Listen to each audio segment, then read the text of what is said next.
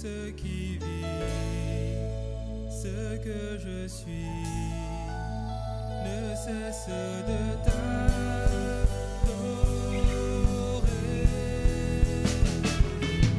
Chante au Seigneur, crie de joie, terre entière. À Dieu la gloire, la puissance et l'honneur. Les monts s'inclinent et les flots rugissent à l'écho de ton nom. Je vois tes œuvres et mon cœur crie de joie. Je t'aimerai, je tiendrai par la foi. Rien ne pourrait égaler tes promesses pour moi.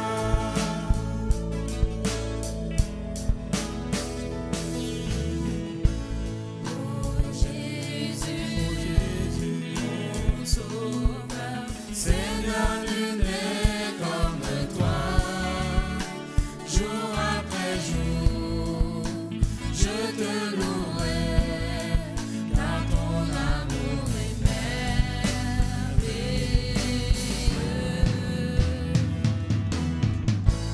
Mon abri, mon refuge, mon réconfort, mon rocher, tout ce qui vit, ce que je suis, ne cesse de t'adorer.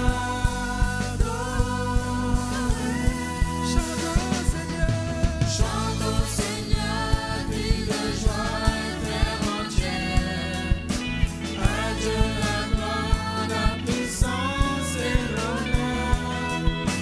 Les monts s'inclinent et les flots rugissent à l'écho de ton nom. Je vois tes œuvres et mon cœur crie de joie. Je t'aimerai, je tiendrai par la foi. Rien ne pourrait égaler tes promesses. Oh, rien ne pourrait égaler tes promesses.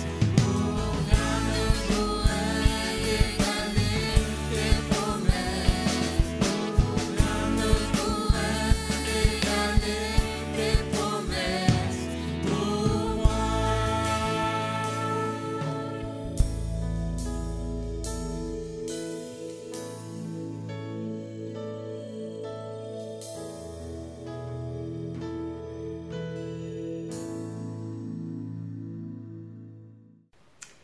Chers amis belges et français en Christ, bienvenue. Bienvenue dans ce temps de célébration et d'adoration que nous allons passer ensemble. Et ce matin, la jeunesse du poste de Paris vous propose de méditer autour du thème « Meilleur ensemble ». Alors loin de moi de fâcher mes amis belges, mais il y a 2 ans de cela maintenant, la France était dans une immense joie. Effectivement, l'équipe de France de football devenait championne du monde pour la 2e fois.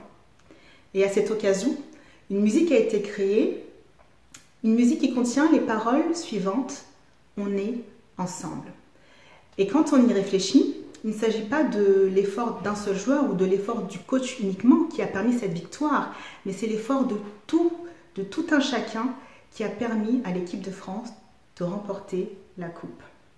Alors à notre tour, nous allons réfléchir comment nous pouvons être meilleurs ensemble. Pour commencer, Atsara va nous faire la lecture biblique du psaume 27. Psaume 27. L'Éternel est ma lumière et mon salut, de qui aurais-je peur? L'Éternel est le soutien de ma vie, de qui devrais-je redouter? Quand des méchants s'avancent contre moi pour faire de moi leur proie, ce sont eux mes persécuteurs et mes ennemis qui trébuchent et tombent. Si une armée prend position contre moi, mon cœur n'éprouve aucune crainte. Si une guerre s'élève contre moi, je reste malgré cela plein de confiance. Je demande à l'Éternel une chose que je désire ardemment. Je voudrais habiter toute ma vie dans la maison de l'Éternel pour contempler la beauté de l'Éternel et pour admirer son temple. Car il me protégera dans son tabernacle le jour du malheur, il cachera sous l'abri de sa tente, il m'élèvera sur un rocher. Déjà ma tête se dresse au-dessus des ennemis qui m'entourent. J'offrirai des sacrifices dans sa tente avec des cris de joie. Je chanterai, je célébrerai l'Éternel. Éternel, écoute ma voix, car je fais appel à toi. Aie pitié de moi et exauce-moi. Mon cœur dit de ta part, recherchez-moi, je te recherche, Éternel. Ne me cache pas ton visage, ne repousse pas avec colère ton serviteur. Tu es mon secours, ne me laisse pas, ne m'abandonne pas, Dieu de mon salut. Même si mon père et ma mère viennent à m'abandonner, l'Éternel m'accueillera. Éternel, enseigne-moi ta voie, conduis-moi dans le sentier de la droiture, à cause de mes ennemis. Ne me livre pas à la merci de mes adversaires, car de faux témoins s'attaquent à moi, des hommes qui ne respirent que la violence. Oh, si je n'étais pas sûr de voir la bonté de l'Éternel au pays des vivants. Espère en l'Éternel, fortifie-toi, et que ton cœur s'affermisse. Espère en l'Éternel. Amen.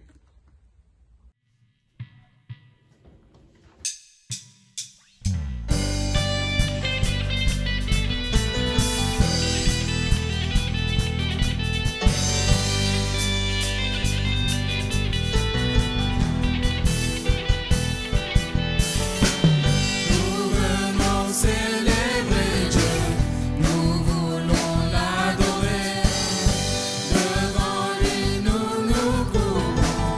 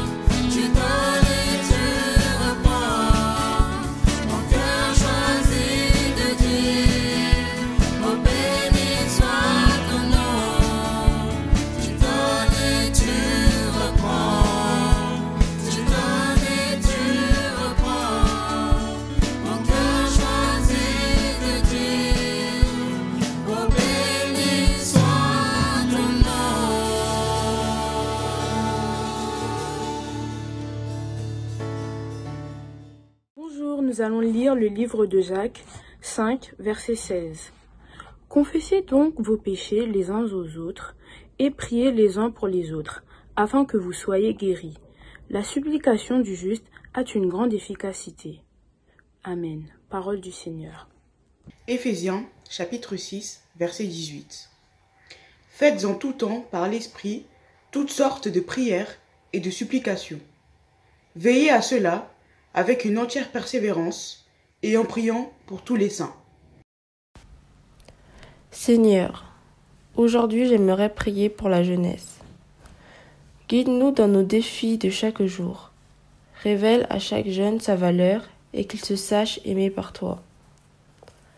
Donne-nous l'espérance pour croire en demain et la confiance en nos capacités pour pouvoir agir en ton nom. Donne-nous la joie pour célébrer cette vie que nous commençons. Merci pour ton amour et la force que tu nous donnes et que tu nous donneras toujours. Amen. Prions. Seigneur, nous te prions pour l'armée du salut, que tu bénisses chacun d'entre nous, que tu nous guides vers la paix, la joie et l'amour, que tu nous inspires davantage de ta parole pour la partager aux autres. Nous te prions aussi pour chaque officier du territoire France-Belgique, équipe-les de ta force et renouvelle leur force. Nous te demandons de les bénir, de les accompagner dans leur ministère, que ton amour soit manifesté en eux. Enfin, nous te prions pour qu'on continue à te rendre gloire, à maintenir un lien avec toi, malgré le fait qu'on ne puisse pas encore se rassembler dans nos postes respectifs pour certains d'entre nous. Au nom de Jésus, Amen. Merci Seigneur, car tu nous permets de nous réunir en ton nom, que ce soit à distance ou bien dans les postes où cela est possible. Nous pensons tout particulièrement à ceux pour qui, malgré la situation sanitaire actuelle, il est toujours interdit de se réunir, de lire la Bible ou bien de parler de toi. Que tu puisses renouveler leur force et leur courage pour qu'ils persévèrent pour toi. Que par ta lumière, tu puisses les guider, mais aussi guider leurs oppresseurs et ouvrir leur cœur. Père, que ton règne vienne et que ta paix vienne dans nos vies et envahisse nos cœurs. Au nom de Jésus, Amen. Un bébé et un buisson. Il y avait beaucoup d'Israélites en Égypte. Le nouveau pharaon craignait qu'ils deviennent trop puissants. Alors il en fit des esclaves et les traita durement. Pharaon ordonna que tous les bébés garçons des Israélites soient tués. Une femme mit son bébé dans un panier et le cacha au bord du fleuve. Sa sœur le surveillait de loin. La fille de Pharaon se baignait dans le fleuve. Elle trouva le bébé et décida de le garder. La sœur du bébé proposa que leur maman s'en occupe. La fille de Pharaon appela l'enfant Moïse. Moïse grandit. Un jour, il vit un Égyptien en train de frapper un Israélite. Moïse tua l'Égyptien. Alors, il s'enfuit à Madian, où il travailla comme berger pendant 40 ans. Moïse gardait les moutons sur le mont Horeb. Soudain, il entendit la voix de Dieu qui venait d'un buisson tout en feu. « Mon peuple souffre, Moïse. Je t'ai choisi pour le délivrer. »« Je n'en suis pas capable, » dit Moïse. « Je serai avec toi, » lui promit Dieu. « Jette ton bâton par terre. » Moïse le jeta et le bâton se changea en serpent. Quand Moïse le ramassa, il redevint un bâton. « Mets ta main dans ton manteau, » lui dit Dieu. Moïse le fit, il vit alors sa main couverte de lèpre. Il recommença et elle était guérie. « C'est ce que tu feras devant Pharaon, » dit Dieu. « Je ne sais pas bien parler, » dit Moïse. Dieu répondit, « Je mettrai les bons mots dans ta bouche, et ton frère Aaron t'aidera. » Alors, Moïse alla demander à Pharaon de libérer les Israélites. Merci au groupe de louanges et merci aux jeunes pour le début de ce temps d'adoration. Je me réjouis vraiment de partager ce moment avec vous, parce que nous sommes peut-être séparés par la distance, mais nous sommes réunis en Christ. Amen. Réunis à travers les nouvelles technologies qui nous permettent de passer ce moment ensemble. Et ça tombe bien, C'est le thème de notre méditation, meilleurs ensemble. Nous sommes meilleurs ensemble, c'est un fait. Rien qu'en pensant au fait que Dieu, qui est tout-puissant et qui se suffit à lui-même, ait pensé à faire toute cette création dont nous-mêmes faisons partie, eh bien cela nous fait savoir que nous devons vivre dans l'unité. Vous connaissez sûrement ce proverbe africain qui dit « Seul, on va plus vite, mais ensemble, on va plus loin ». J'ai eu l'occasion d'entendre ce proverbe dans le cadre de ma profession. Donc, je travaille dans une entreprise de conseil qui fournit des services à des clients en offrant des expertises dans des domaines particuliers, notamment celui de la transformation digitale, mais qui fournit aussi un accompagnement personnalisé pour que le client puisse mener à bien son projet. Et dans ce cas de figure, le client fait appel à des prestataires pour pouvoir pallier à son manque de compétences ou de savoir-faire dans un domaine spécifique. Il va donc solliciter un groupe de personnes expertes formées dans ce domaine pour pouvoir faire en sorte que son projet réussisse. Alors seul, il pourrait peut-être y arriver, mais je pense qu'il rencontrerait beaucoup de difficultés et que ça lui prendrait surtout beaucoup plus de temps. Ensemble, nous allons plus loin. Nous retrouvons cette notion à maintes reprises dans la Bible. Il y a ce verset qu'on retrouve dans Ecclésiaste 4, verset 9, et qui dit « Deux valent mieux qu'un, parce qu'ils retirent un bon salaire de leur travail. » Jésus aussi nous dit dans Matthieu 11, verset 28, « Venez à moi, vous tous qui êtes fatigués et chargés, et je vous donnerai du repos. Prenez mon joug sur vous et recevez mes instructions, car je suis double et humble de cœur, et vous trouverez du repos pour vos âmes. Car mon joug est doux et mon fardeau léger. » Le joug, c'était l'outil qu'on utilisait pour atteler des animaux ensemble lorsque les animaux devaient porter de lourdes charges. Et de manière générale, le joug était double, donc deux animaux étaient sous un même joug. Et lorsqu'ils étaient sous ce même joug, leur force conjointe permettait d'avoir une meilleure traction, donc de mieux tirer la charge. Et justement, cette charge étant répartie sur les deux animaux, c'était moins lourd pour eux deux. Jésus, donc, en faisant cette allégorie, nous propose donc dans ce passage de nous atteler à lui, afin que, premièrement, notre charge soit répartie avec la sienne, qui est légère, il le dit, mon fardeau est léger. Et deuxièmement, la charge étant répartie, eh bien, nous pouvons aller plus loin, nous pouvons forcer, nous pouvons utiliser nos forces pour aller plus loin. Meilleurs ensemble. Maintenant, on va voir dans un passage que vous connaissez certainement tous de la Bible, on va voir l'importance du travail ensemble et de l'efficacité qui ressort lorsque tout le monde met la main à la pâte. Ce passage, on le retrouve dans l'évangile de Jean, au chapitre 6, à partir du verset 5. Ayant levé les yeux et voyant qu'une grande foule venait à lui, Jésus dit à Philippe, « Où achèterons-nous des pains pour que ces pains aient à manger ?» Il disait cela pour l'éprouver, car il savait ce qu'il allait faire. Philippe lui répondit, « Les pains qu'on aurait pour 200 deniers ne suffiraient pas pour que chacun en reçût un peu. » Un de ses disciples, André, frère de Simon-Pierre, lui dit, « Il y a ici un jeune garçon qui a 5 pains d'orge et 2 poissons. Mais qu'est-ce que cela pour tant de gens ?»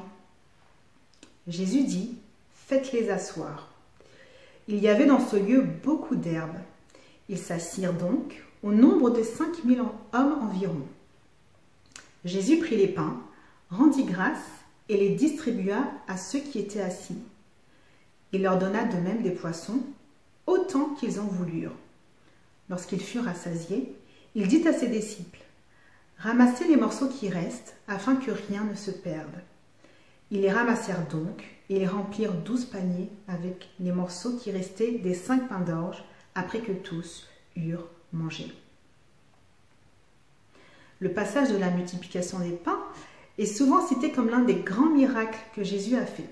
Mais si on regarde bien, il ne l'a pas fait seul, ce qui peut interpeller. Donc, bien sûr, Jésus a accompli ce miracle, mais il a eu besoin de l'aide de personnes autour de lui. Mais en effet, Jésus étant fils de Dieu, il aurait très bien pu se passer des disciples pour nourrir cette foule. Qu'est-ce qu'il ne pouvait pas faire? Parce qu'il avait, juste auparavant de ce passage, fait plusieurs guérisons, et notamment la guérison du paralytique. Est-ce qu'il avait envie de montrer l'exemple? Dans ce passage, nous avons trois protagonistes, trois personnes nécessaires à la réalisation de ce miracle. Tout d'abord, Philippe. Philippe, on peut considérer que c'est l'homme rationnel du groupe. Jésus était avec tous ses disciples, mais c'est à Philippe spécifiquement qu'il demande comment ils allaient nourrir toute cette foule. Et on voit que Jésus connaissait pertinemment bien Philippe, puisque le verset 6 nous dit « Il disait cela pour l'éprouver, car il savait ce qu'il allait faire. » C'est à Philippe spécifiquement qu'il s'adresse. Et Jésus n'est pas déçu, puisqu'effectivement, Philippe lui répond un peu pratiquement « Écoute, là Jésus, les calculs sont pas bons, j'ai même pas de quoi m'acheter ne serait-ce que 2 pains, et tu veux que je nourrisse toute cette foule ?» Alors bien sûr, Philippe a une réponse un peu plus diplomatique, mais c'était une réponse de Philippe, le rationnel. Et dans toute équipe, on a besoin de quelqu'un de rationnel, de quelqu'un qui sait raisonner. Ensuite, on retrouve André, qu'on pourrait identifier comme le proactif du groupe. On se rappelle que tous les disciples étaient avec Jésus. Jésus s'est adressé à Philippe, mais tous étaient présents. Et de la manière dont Jean nous le raconte, André semble avoir de suite cherché où avoir à manger, où trouver à manger pour nourrir la foule dès que Jésus s'était adressé à Philippe. Car nous lisons, un de ses disciples, André, frère de Simon-Pierre, lui dit « Il y a ici un jeune garçon qui a 5 pains d'orge et 2 poissons. » Donc il y avait une foule de 5000 hommes et André a su trouver ce petit garçon avec les 5 pains et les 2 poissons et le ramener à Jésus, bien que, comme il le dit lui-même, cela ne semblait pas suffire. Mais il a quand même présenté cet enfant à Jésus. Et parfois, on se retrouve souvent dans cette configuration. Une situation, un problème qui semble insurmontable, mais on n'ose pas apporter une solution de peur qu'elle ne soit pas adéquate ou que cela ne soit pas assez. J'imagine André se disant, bon, peut-être, au point où on en est, c'est mieux que rien. Et c'était sans savoir qu'il allait être l'élément clé dans la réalisation du miracle. Et enfin, on a ce petit garçon. On n'en sait pas plus sur lui, si ce n'est qu'il avait avec lui 5 pains et 2 poissons. On peut le voir comme une personne simple qui vient comme aller avec ce qu'elle a, sans forcément savoir comment contribuer, se rendre utile, mais proposant son modeste apport qui s'avérera être plus que suffisant. Je ne sais pas pour vous, mais moi, à son âge, je l'imagine à, je sais pas, 6-7 ans, à son âge, sachant qu'il fallait nourrir toute la foule et que moi j'avais mes 5 pains et mes 2 poissons, je vous avoue que je m'aurais fait la plus discrète possible pour ne pas qu'on me pique ma nourriture. Et malheureusement, beaucoup d'entre nous, même passés à l'âge adulte, agissons un peu comme ça, par égoïsme, et gardons les biens, les dons qu'on pourrait mettre à profit pour que le Seigneur puisse les faire fructifier et les multiplier. Nous sommes meilleurs ensemble. Alors peut-être que parmi vous, certains ne s'imaginent pas travailler en équipe, ou ont l'habitude de tout faire par eux-mêmes, ou bien ne sauraient comment s'y prendre. Par où commencer? Comment être meilleur en étant avec les autres? Et ce que j'aime dans la Bible, c'est qu'il y a une réponse pour tous nos questionnements. Et très simplement, tous les passages qui mentionnent les uns les autres, ou les uns avec les autres, nous avons juste à prendre le verbe d'action qui précède et tout simplement effectuer cette action. Et ces passages sont la base même des rapports mutuels que nous devons avoir. Quelques exemples. Aimez-vous les uns les autres. Accueillez-vous les uns les autres. Soyons en paix les uns avec les autres. Alors celui-là, il est un peu plus compliqué. Supportez-vous les uns les autres. Exhortez-vous les uns les autres. Encouragez-vous les uns les autres. Prenez soin les uns des autres. Pardonnez-vous les uns les autres. Confessez vos péchés les uns aux autres. Et je pourrais encore continuer. tellement la parole nous instruit comment on peut faire plein de choses ensemble. Si on revient au miracle de la multiplication, une fois que Jésus a multiplié les pains et les poissons, il dit à ses disciples, ramassez les morceaux qui restent afin que rien ne se perde. Ils les ramassèrent donc et ils remplirent 12 paniers avec les morceaux qui restèrent des pains d'orge après qu'ils eurent tous mangé. Les autres disciples, j'imagine, ont contribué à ce moment-là, quand bien même ils étaient peut-être peu actifs au début, si ce n'est lorsque Jésus leur a dit de faire asseoir la foule. Ils ont aidé à ramasser les morceaux pour que rien ne se perde et pour qu'ensuite il y ait assez après que tout le monde ait mangé. Chacun a sa place, chacun a sa tâche à accomplir afin de contribuer ensemble à un projet. Et dans notre cas, notre projet, c'est le développement du royaume de Dieu. En tant que disciples de Christ, nous sommes aussi appelés à nous mettre ensemble pour pouvoir nourrir toutes ces âmes qui ont faim et soif de la présence de Dieu dans leur vie, soif de paix et soif d'amour. Nous sommes créés pour être ensemble, pour vivre dans l'unité et toujours chercher à mieux approfondir nos relations, pour ainsi les rendre meilleures, car nous sommes meilleurs ensemble.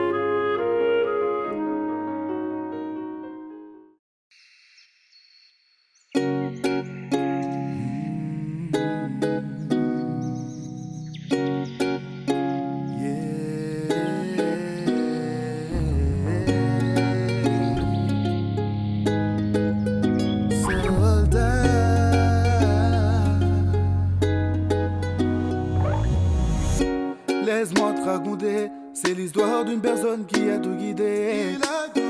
Laisse-moi t'expliquer la manière dont Dieu a tout guidé. En lui s'est vu la grâce de Jésus-Christ telle une blanche parure. Yeah. Laisse Dieu par toi marquer l'histoire. Mais où êtes-vous, soldats, au garde à vous, soldats, et si ce n'est pas nous, soldats, qui donc Jésus a envoyé. Réveillez-vous, soldats, car vient l'époux, soldats, réunissons-nous, soldats, son corps c'est nous, soldats de Yahweh.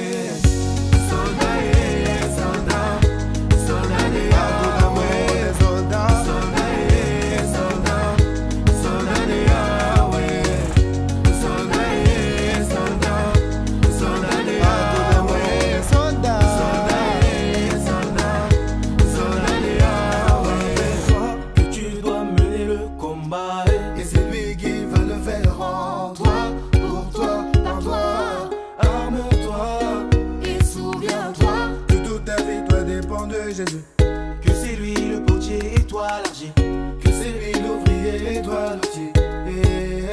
Mais où êtes-vous, soldats, au garde à vous, soldats, et si ce n'est pas nous, soldats, si donc Jésus a envoyé. Réveillez-vous, soldats, car vient l'époux, soldats, réunissons-nous, soldats, son corps c'est nous, soldats de Yahweh.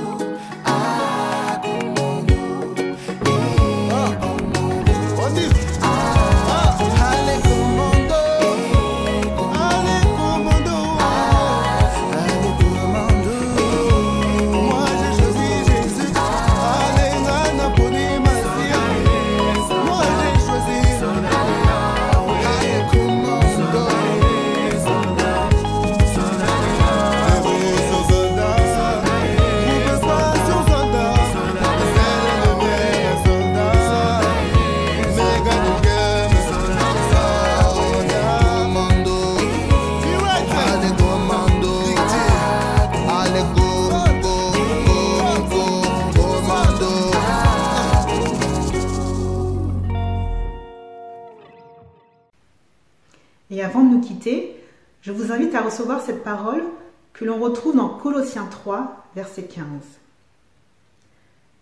Que la paix de Christ, à laquelle vous avez été appelés pour former un seul corps, règne dans vos cœurs, et soyez reconnaissants. Que la parole de Christ habite parmi vous abondamment.